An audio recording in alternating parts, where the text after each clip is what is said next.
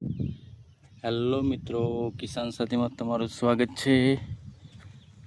મિત્રો, આપણે પપૈયાની જૂની વાડી હતી એમાં રોટાવેટર મારી દીધું અને શિયાળામાં જે જામફળનું વાવેતર કર્યું હતું આપણે જામફળ અત્યારે આવડી થઈ ગઈ છે, તમે જોઈ શકો છો મિત્રો. અને અંદર ડૂલ બી બહુ છે.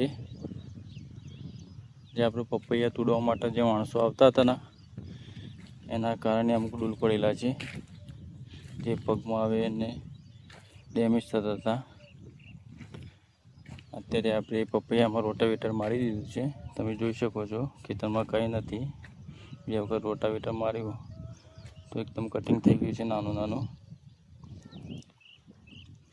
અને ગઈકાલ વિડીયોમાં આપણે જોયું કે રોટાવેટર મારી કલ્ટિવેશન કર્યું અને ખાતર બી આપ્યું, આપણે ઓર્ગેનિક ખાતર બી આપ્યું અને પેલું બી આપ્યું, ડીએપી, પોટાશ, મેગ્નેશિયમ સલ્ફેટ ને બધું ખાતર ભર્યું છે. અને એ બી પારો બનાવ્યો છે, અત્યારે નાનો પારો બનાવ્યો છે. ટૂંકા નાના છે એટલે નાનો પારો બનાવ્યો છે. હવે શિયાળામાં હજી મોટો પારો બનાવી દઈશું, બેડ બનાવી દઈશું.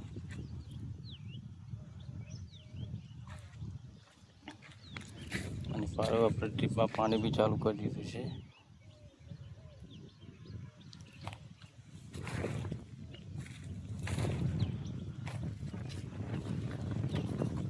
આપણે અગાઉ કટિંગ કરેલું તમને બતાવ્યું તો અગાઉ વિડીયોમાં, તો અત્યારે આપણી બ્રાન્ચીસો નીકળી ગઈ છે મિત્રો, તમે જોઈ શકો છો.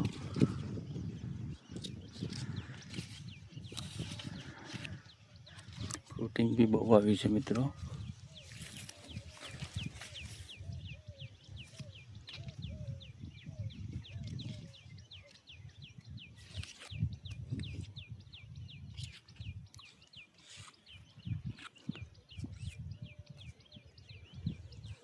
મિત્રો, અત્યારે ફ્રૂટ નથી લેવાનું, કારણ કે હજી પ્લાન્ટ બહુ નાનો છે.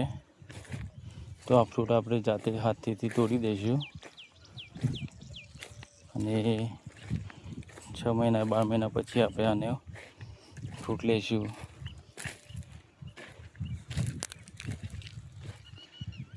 આપણે ગાળાની વાત કરીએ મિત્રો, તો 8 બાય 7નો ગાળો છે. 10 બાય 5નો લોકો વાવતા હોય છે, આપણે 8 બાય 7માં વાવેલું છે. અને વેરાયટીની